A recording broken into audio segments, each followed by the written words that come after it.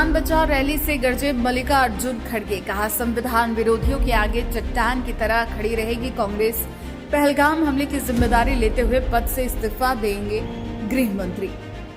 जातिगत जनगणना पहलगाम हमला, संविधान और कथित देशभक्ति के मामले पर ऑल इंडिया कांग्रेस से कमेटी के अध्यक्ष मल्लिकार्जुन खड़गे ने बीजेपी पर जमकर प्रहार किया। खड़गे रांची के पुराना विधानसभा स्थित मैदान में आयोजित संविधान बचाओ रैली से संबोधित कर रहे थे। कांग्रेस अध्यक्ष ने अपने भाषण में कहा कि पहलगाम आतंकवादी अटैक को मोदी सरकार ने माना कि यह इंटेलिजेंस के फेल्योर है, जबकि कांग्रेस का मानना है कि यह इंटेलिजेंस नहीं बल्कि मोदी सरकार की नाकामी है। उन्होंने कहा कि पहलगाम हमला से 3 दिन पूर्व ही प्रधानमंत्री को आतंकवादी अटैक से सचेत किया गया था। मोदी से कांग्रेस का सवाल है कि जब 3 दिन पूर्व ही सूचना मिल गई थी तो इसे नाकाम बनाने और पर्यटकों की सुरक्षा का प्रबंध क्यों नहीं किया गया?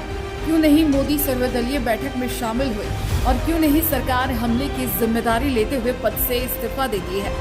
वहीं उन्होंने जातिगत जनगणना से संबंधित मामले पर कहा कि केंद्र की सरकार अगर जातिगत जनगणना करने पर तैयार हुई है तो यह राहुल गांधी और कांग्रेस की देन है। उन्होंने कहा कि देश में रहने वाले आदिवासियों का क्या कसूर है कि उन्हें अपनी धार्मिक पहचान के साथ जीने का अधिकार नहीं मिला। कांग्रेस मांग करती है कि बीजेपी सरकार सरना धर्म कोड को भी जातिगत जनगणना की सूची में शामिल करे और आदिवासियों को उचित सम्मान देने का काम करे, ताकि उन्हें भी जनगणना के दौरान जाति कॉलम में हिंदू क्रिश्चियन लिखना ना पड़े। अपने भाषण में उन्होंने आगे कहा कि संविधान भारत के लोगों के रग-रग में बसा हुआ है और यही डर अमित शाह और नरेंद्र मोदी की जोड़ी को सता रहा है कि जब तक यह संविधान नहीं बदलेंगे अपने पूंजीपति साथियों को लाभ नहीं पहुंचा सकेंगे। यही कारण है कि बीजेपी के द्वारा संविधान बदलने की बात की जा रही थी, लेकिन उनके मंसूबे पर कांग्रेस ने पानी फेरने का काम किया है। उन्होंने सभा में उपस्थित लोगों से भी आह्वान किया कि वह संविधान की रक्षा के लिए आगे आए और संविधान विरोधी ताकतों को मुंहतोड़ जवाब दे।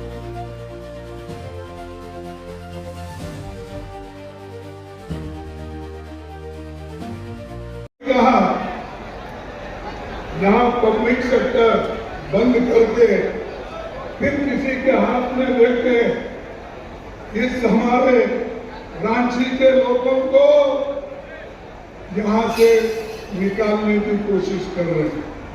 यहाँ एचईसी है और बड़े दूसरे कारखाने से और 2-2 साल से अगर इनको तनख्वाह नहीं दी तो कैसा उनके बच्चे को पढ़ाएंगे, कैसे वो खाना खाएंगे? वो मजदूरी कर रहे हैं रास्ते पे।